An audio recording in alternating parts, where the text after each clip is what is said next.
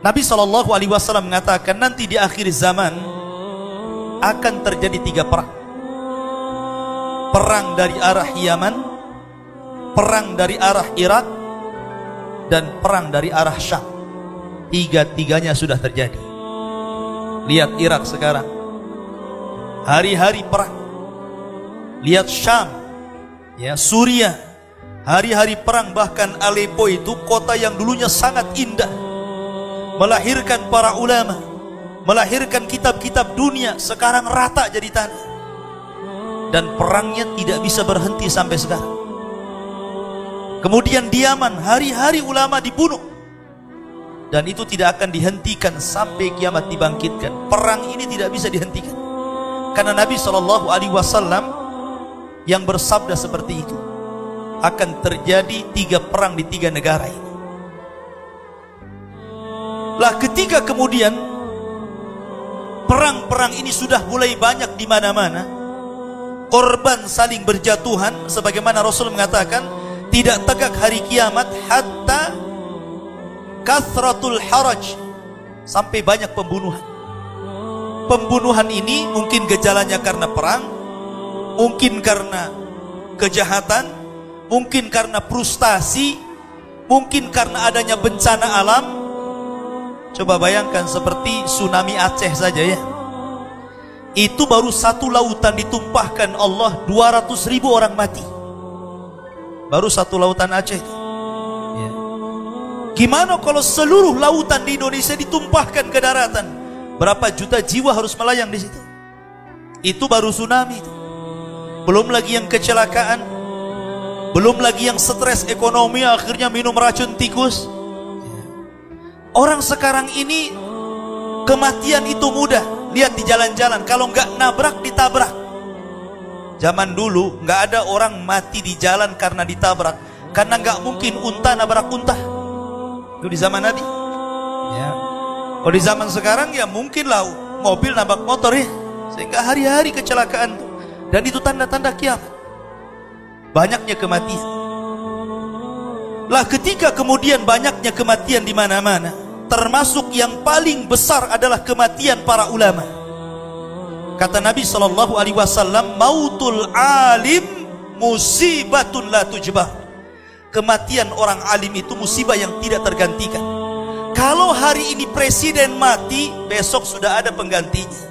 Tapi kalau ulama mati, susah penggantinya tuh. Ketika Imam Syafi'i mati, nggak ada Imam Syafi'i lagi sampai hari ini. Ketika Imam Ahmad mati, tidak ada Imam Ahmad mati penerusnya sampai hari ini. Ketika imam-imam madhab meninggal, sampai hari ini tidak ada yang bisa menggantikan posisi mereka. Tapi kalau orang kaya mati, besok ada yang lebih kaya lagi. Kalau pemimpin mati, baru sehari sudah diangkat pemimpin penggantinya. Dari sini musibah yang paling besar itu kematian para ulama. Dan ketika kematian para ulama ini sudah menjalur di mana-mana, di berbagai macam negara, maka ketika kunci ilmu itu hilang, maka akan menyebar kejahilan. Menyebar kejahilan sampai akhirnya yudrasul Islam kama yudrasu wasyuth thawbi, kata Rasul. Di akhir zaman, Islam itu sedikit demi sedikit akan dihapus dari permukaan bumi.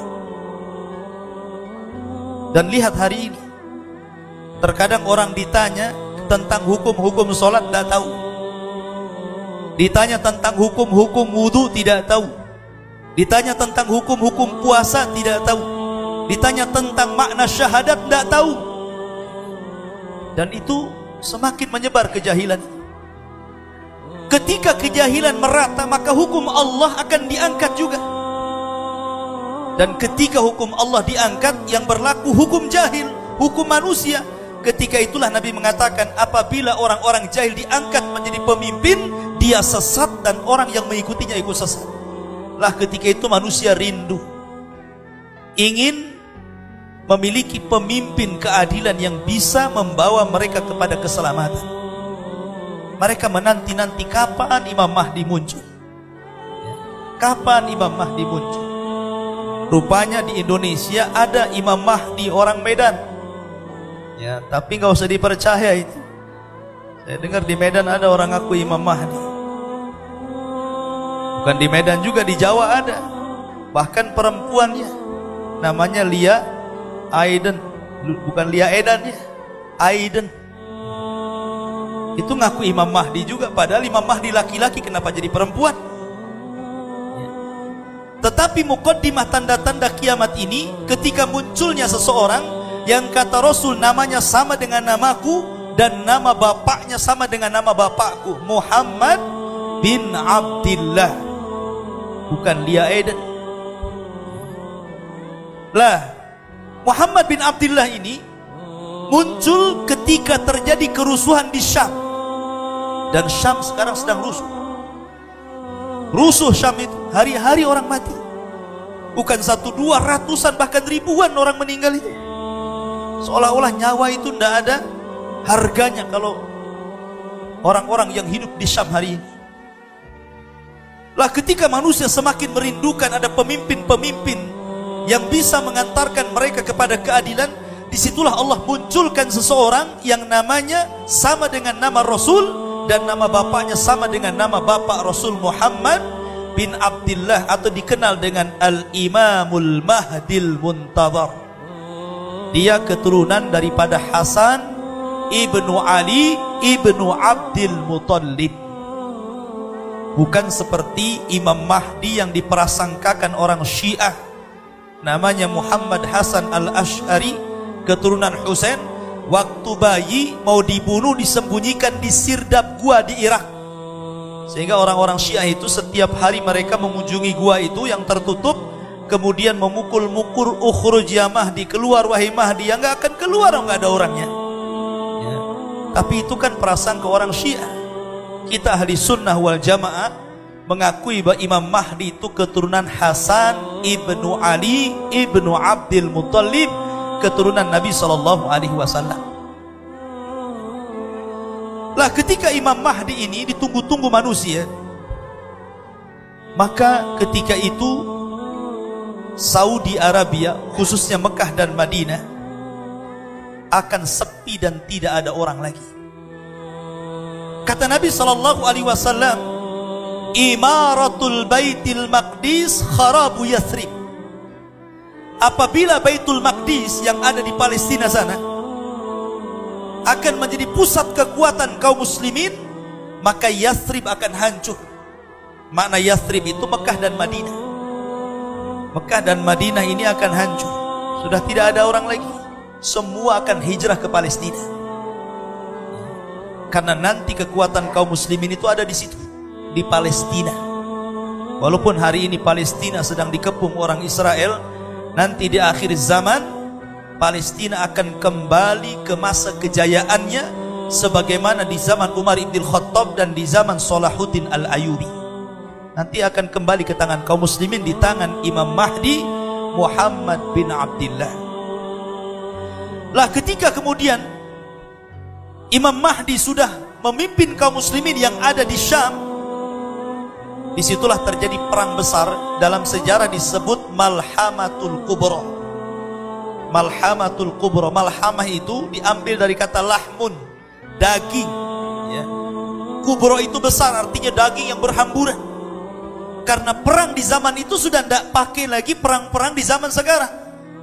Nanti akan kembali ke pedang, ke panah, ke tombak, ke unta, ke kuda, sehingga sabet-sabetan, sehingga dibahasakan dalam bahasa Arab itu Malhamatul Kubra, daging yang berhancuran karena disabet pedang, tombak dan panah. Dan itu perang yang terakhir, tidak ada perang setelah itu. Sampai-sampai dalam hadis yang panjang sekali, kaum muslimin berhasil mengalahkan orang Yahudi dan Nasrani itu sampai ke jantung kota Romawi, ke jantung kota Romawi di Roma sana, dan mendapatkan harta rampasan perang banyak.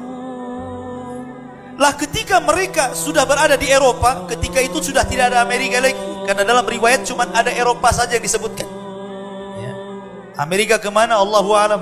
Lah, ketika itulah maka kaum muslimin mereka dimenangkan dengan kemenangan gemilang.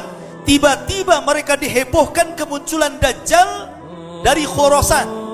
Khurasan itu yang ada di Iran sana. itu Khurasan namanya. Dajjal itu muncul di situ. Maka kaum muslimin yang dipimpin Imam Mahdi sedang ada di Eropa tuh. Sementara Dajjal muncul di Syam. Makanya kemudian Imam Mahdi mengutus, kata Rasul, 10 penunggang kuda. Kata Nabi SAW, aku kenal sifat-sifat kudanya, aku kenal para penunggangnya, dan mereka sebaik-baik penunggang kuda pada hari itu. Karena sudah tidak ada pesawat masalahnya, ya kembali ke kuda untuk supaya mengecek apakah Dajjal memang betul-betul akan menyerang rumah-rumah mereka di Syam, ataukah kemunculan Dajjal ini hanya berita hoax saja. Rupanya penyerangan Dajjal kepada rumah-rumah mereka berita hoax, tapi Dajjalnya sudah muncul di Khurasan, dan di situ rupanya 70.000 Yahudi Asfahan sudah menjadi pasukan Dajjal. Karena Dajjal itu nanti akan diikuti pertama kali oleh 70.000 Yahudi Asfahan lengkap dengan seragam mereka. Dia akan memimpin perang dari situ.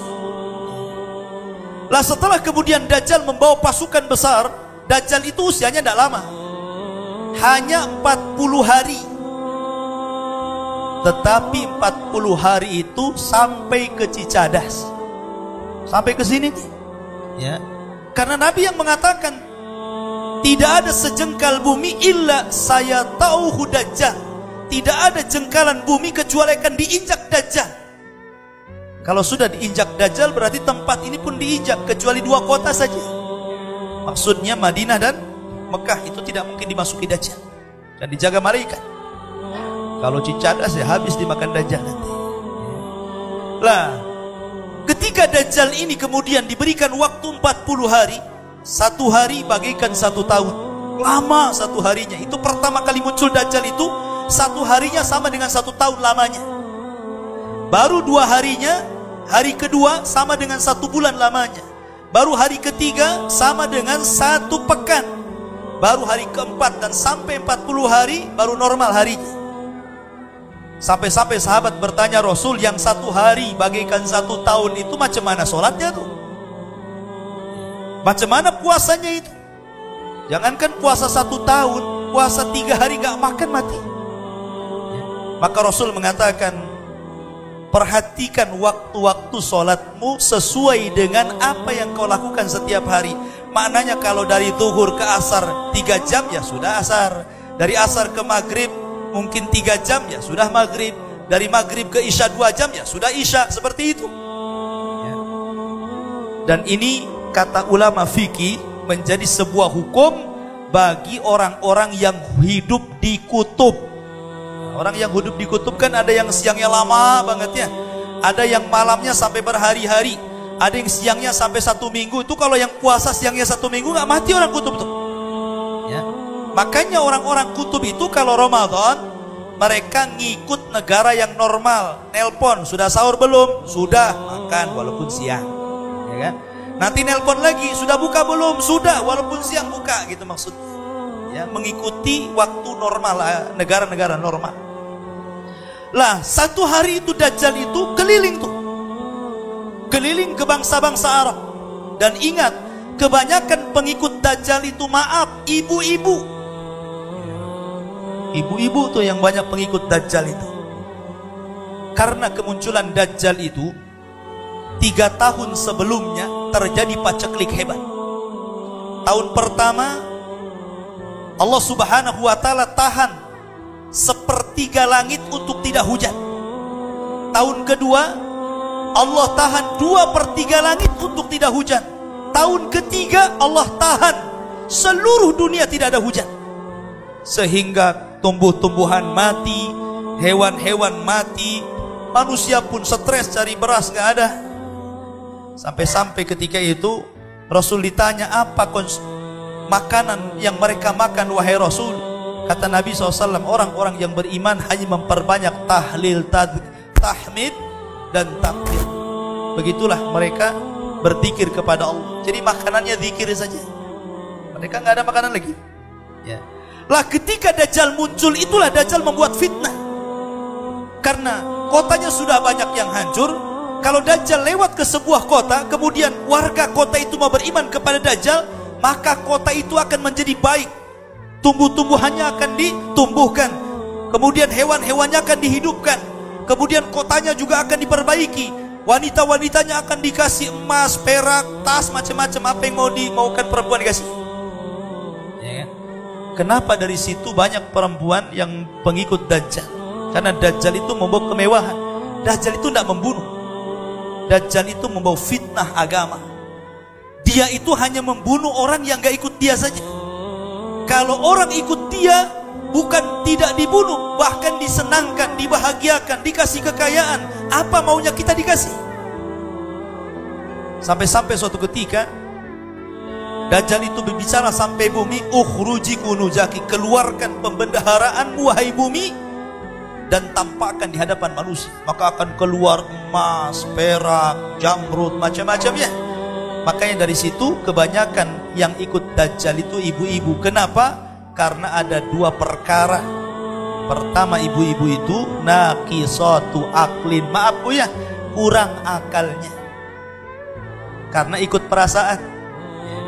Yang kedua, naqisatu dinin, kurang agamanya karena waktu haid tidak sholat, waktu haid tidak puasa. Kalau laki-laki kan gak ada haid. Kalau laki-laki haid LGBT namanya. Jadi laki-laki dia tidak kurang agama. Laki-laki sempurna akalnya. Kalau ada masalah, laki-laki biasanya ikut akal. Kalau perempuan ada masalah, ikut perasaan. Makanya hukum talak itu ada pada laki-laki, bukan pada perempuan. Kalau hukum talak ada perempuan, hari-hari orang yang talak berjubel di pengadilan agama itu ramai. Tapi karena talak dipegang laki-laki, agak sedikit di PA. Kenapa? Karena ikut akal, mikir kalau laki-laki. Kalau perempuan ada SMS, nyasar saja langsung, udah kita cerai saja, katanya kan begitu. Makanya perempuan itu udah ikut Dajjal. Sampai-sampai dalam hadis, saking takutnya bapak-bapak istrinya ikut Dajjal, anak perempuannya ikut Dajjal, sampai dirantai kayak orang gila. Artinya para pengikut Dajjal itu banyak perempuan. Yang kedua, orang-orang jahil, orang-orang bodoh, orang-orang yang tidak punya akidah, orang-orang yang tidak punya ilmu, orang-orang yang tidak cukup bekal agamanya, maka mereka akan mudah ikut Dajjal. Karena Dajjal itu membawa neraka dan sorga. Sorganya neraka dan nerakanya adalah sorga. Dan dia akan keliling selama 40 hari. Ketika Dajjal berusaha untuk masuk kota Mekah, nggak bisa. Karena malaikat mengelilingi kota Mekah. Kemudian ketika mau masuk kota Madinah juga nggak bisa. Dajjal hanya bisa melihat dari kejauhan saja kota Madinah itu. Tiba-tiba Dajjal melihat cahaya putih, sehingga mengatakan, hadza qasru Ahmad, ini adalah istananya Ahmad, maksudnya Masjid Nabawi. Subhanallah. Dajjal mengatakan, ini istana putih, dan menjadi sebuah kenyataan hari ini.